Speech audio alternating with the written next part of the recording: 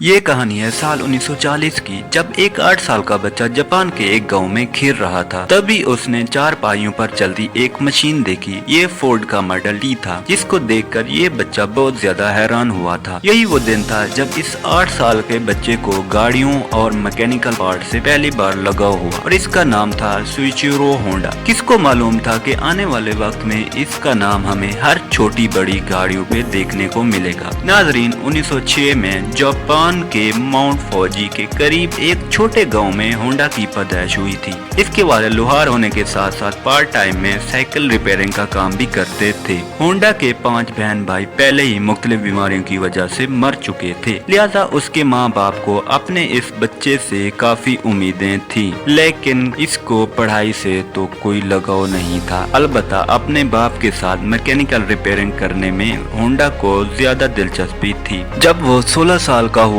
तो उसने न्यूज़पेपर में एक जॉब का ऐड देखा। आर्शुगाई नामी टोक्यो के इस ऑटोमोबाइल सर्विस स्टेशन पे टेक्नीशियन की जरूरत है। होंडा ने कंपनी को जॉब के लिए लेटर लिखा और खुशकिस्मती थी कि वहाँ से पॉजिटिव रिप्लाई भी आ गया। यही वो वक्त था जब होंडा अपना घर और स्कूल छोड़कर कमाने की आस लगाए टोक्यो रवाना हो गया। होंडा का ख्वाब तो तब टूटा जब टोक्यो में आर्शुगाई पहुँच गया था। होंडा बेचारा करता तो क्या करता, एक तरफ वो अपना घर और माँ बाप को छोड़कर निकला था, दूसरी तरफ उससे फालतू काम लिए जा रहे थे। उसको वापस अपने गांव जाने में शर्म आ रही थी, क्योंकि वो अपने पेरेंट्स को फेस करने की हिम्मत नहीं कर पा रहा था। यही वो वजह थी कि वो अपने कई महीनों तक वहीं रहा, जॉब करने पर मजबूर रहा। कुछ महीनों के बाद आर्शुगाई के मालिक ने होंडा से वर्कशॉप के काम भी लेना शुरू कर दिए। होंडा को इस काम में बहुत ज्यादा दिलचस्पी थी, इसलिए वो चीजों को आसानी से बहुत ज्यादा समझ लेता था। चंद ही महीनों के बाद वो हर तरह की गाड़ी और उसके पार्ट्स के बारे में काफी कुछ जान चुका था। इस दौरान आर्शुगाई ने 2 स्पोर्ट्स कार भी बनाई, जिसमें पहली गाड़ी आर्ट डेमलर और दूसरी कर्टिस थी। ये दोनों गाड़ियां इस्तेमाल शुदा इंजन को हासिल करके बनाई गई थी, जिन्होंने 1924 में जापानीज मोटर कार चैंपियनशिप में पहली पोजीशन हासिल की थी। होंडा अभी तक एक अच्छा मैकेनिक था, लेकिन इस रेस में वो ड्राइवर के साथ इंजीनियर के तौर पर बैठा था। यही वो पहला इवेंट था जिसमें होंडा ने मोटर स्पोर्ट्स को अपना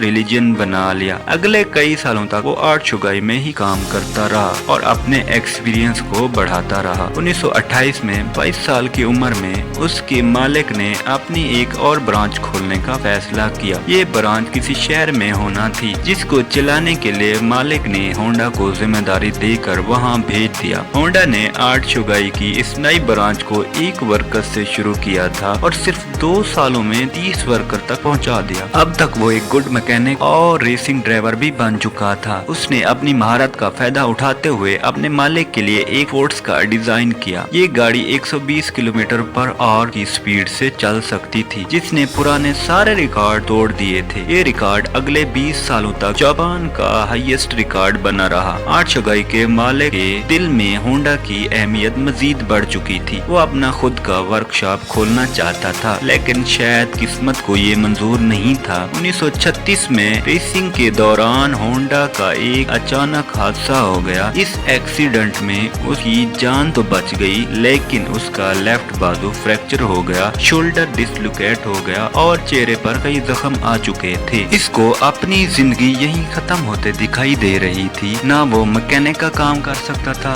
ना ही रेसिंग में हिस्सा ले सकता था। कई महीनों के बाद वो जब दोबारा ठीक हुआ तो उसने आर्शुगाई के मालिक से रिक्वेस्ट की कि वो अब ये रिपेयरिंग का काम नहीं कर सकता, बल्कि उसने आइडिया पेश किया कि क्यों ना वो अब अपना स्पेयर पार्ट बनाने के लिए अलग कंपनी शुरू कर दे। आर्शुगाई के स्टेक होल्डर ने होंडा का ये आइडिया फौरन रिजेक्ट कर दिया। उनको ऑलरेडी प्रॉफिट मिल रहे थे, कोई भी वर्कर नहीं चाह रहा था कि रिस्क लिया जाए। इसी पर होंडा ने डिसाइड किया कि पार्ट्स मैन्युफैक्चरिंग की कंपनी वो अकेले ही खोलेगा। 1936 में 30 साल की उम्र में उसने अपने दोस्त के साथ मिलकर टोकायो सेकी इंडस्ट्री खोली और अपने दोस्त सुचायो काटो को इसका प्रेसिडेंट बना दिया। कंपनी तो वो खोल चुके थे, पर होंडा के पास इसको चलाने के लिए कोई इन्वेस्टमेंट नहीं थी। वो दिन भर आर्शुगाई के लिए काम करता था, जबकि रात में अपनी नई कंपनी के लिए खुद इंजन पिस्टन बनाने की कोशिश करता था। अगले कई महीनों तक वो इसी रूटीन पे चलता रहा, लेकिन इसको कोई काम कामयाबी न मिल सकी। उल्टा वो लगातार शिफ्टें लगा कर कमजोर हो चुका था।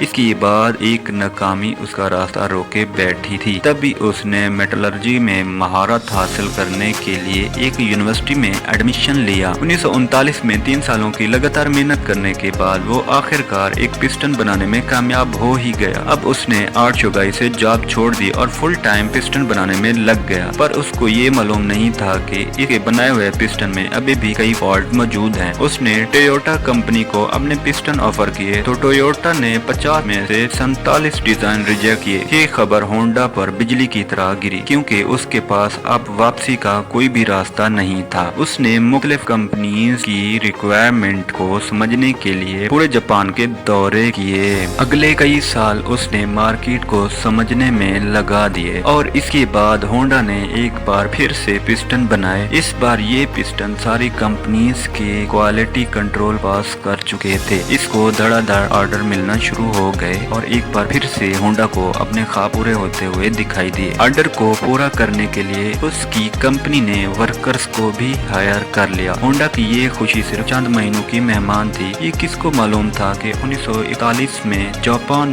वर्ल्ड वार 2 में कूद गया। मिनिस्ट्री ने कई जापानीज कंपनी को अपने कंट्रोल में ले लिया, जिसमें एक कंपनी होंडा को डाउनग्रेड करके उसी की कंपनी का सीनियर मैनेजिंग डायरेक्टर बना दिया गया। और चीजें तब मजीद खराब होंगी जब कंपनी के वर्कर्स को मिलिट्री सर्विस में लगा दिया गया। अगले 3 साल इंतहाई मुश्किल हालत में गुजरे, लेकिन 1944 में एक वाकया हुआ जिसने होंडा की उम्मीदों पर पूरी तरह से पानी फेर दिया। एयर रेड के दौरान एक मिसाइल सीधा होंडा की फैक्ट्री पर आ लगा। पूरे मुल्क की हालात बद से बदतर होते जा रहे थे। जापान जंग में हारता हुआ दिखाई दे रहा था। फिर 1945 में 2 न्यूक्लियर अटैक हुए जिसने जापान की सिरे से कमर ही तोड़ डाली। इस वाकये के बाद जापान ने अमेरिकन के सामने सरेंडर कर लिया। जंग तो अब खत्म हो चुकी थी, लेकिन होंडा अपना सब कुछ खो बैठा था। उसने अपने बच्चे कुछ सामान को इस टोयोटा को 4,50,000 योंग में बेच दिए और एक बार फिर से जॉबलेस होकर बैठ। ये हालत सिर्फ होंडा के साथ ही नहीं थी, बल्कि पूरा जापान बहुत ही बुरे क्राइसिस से गुजर रहा था। इकोनॉमी मेल्ट हो रही थी। खाना पानी की शदीद किल्लत और महंगाई ने सबकी कमर तोड़ रखी थी। पब्लिक ट्रांसपोर्ट का मिलना इंतहाई मुश्किल था, क्योंकि जापान में पेट्रोल भी नायाब हो चुका था। इसी दौरान होंडा को जापानीज आर्मी का एक छोटा इंजन मिला जिसे वो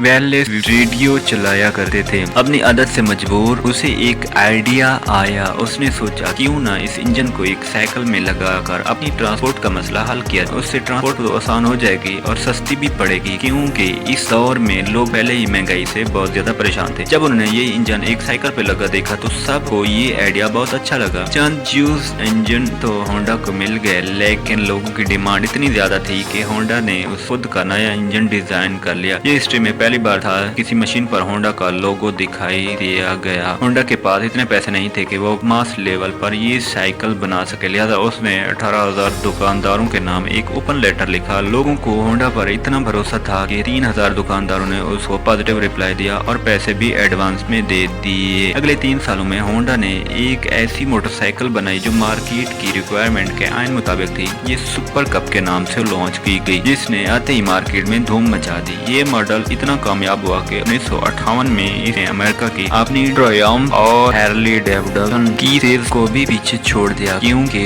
होंडा को रेसिंग का बहुत शौक तो था ही, इसलिए उसने अब स्पोर्ट्स बाइक बनाने का फैसला किया। वो मुख्तलिफ बाइक रेसर्स में जाता और जीतने वाले बाइक की न्यू खुसूसियात को लिखा जाता। इस दौर में ऐसे स्पोर्ट्स कंपटीशन रेस से बढ़कर मैन्युफैक्चरिंग कंपनीज के लिए मार्केटिंग का टूल हुआ करते थे। चंद सालों में होंडा की पहली स्पोर्ट्स बाइक लॉन्च की गई, जिसने 1962 में इंटरनेशनल रेसिंग कंपटीशन में पहली पोजीशन हासिल की। इस रेस ने होंडा का नाम पूरी दुनिया में फेमस कर दिया। 1960 में होंडा दुनिया की सबसे बड़ी मोटरसाइकिल मैन्युफैक्चरिंग कंपनी बन चुकी थी और 1968 तक ये 1 करोड़ यूनिट सेल कर चुके थे। अपनी जिंदगी के 62 ईयर गुजारने के बाद आखिरकार चारों होंडा को कामयाबी तो मिल चुकी, लेकिन जो ख्वाब वो बचपन से ही लिए बैठा था वो अभी तक पूरा नहीं हो पाया था। होंडा अब कार मैन्युफैक्चरिंग की तरफ भी जाना चाहता था। कई लोगों ने उसको ऐसा करने से मना भी किया, लेकिन उन्होंने किसी की एक न सुनी। उस वक्त जापान में ऑलरेडी टोयोटा और निसान जैसी कंपनियां अपने बिजनेस जमाए बैठी थी। वहाँ मार्केट में अपनी नई जगह बनाना काफी मुश्किल था। होंडा ने अपनी पहली पिकअप ट्रक 360 लॉन्च की, जो कि फेल हो गई। इसके बाद स्पोर्ट्स कार S500 लॉन्च की, जिसके सिर्फ 1300 यूनिट ही बिक पाए। कई सालों की मेहनत और दर्जन डिजाइन रिजेक्ट होने के बाद फाइनली 1972 में होंडा सिविक लॉन्च की गई, जो काफी फेमस भी रही। 1980 में होंडा मोटर्स जापान की तीसरी बड़ी मैन्युफैक्चरिंग कंपनी थी और सिर्फ 10 सालों में ही ये दुनिया की तीसरी बड़ी कंपनी हो गई। आज होंडा का नाम हमें हर cars, motorcycle, Ford engine, plane engine और दर्जनों पावर टूल्स देखने को मिलते हैं। स्टेरो होंडा ने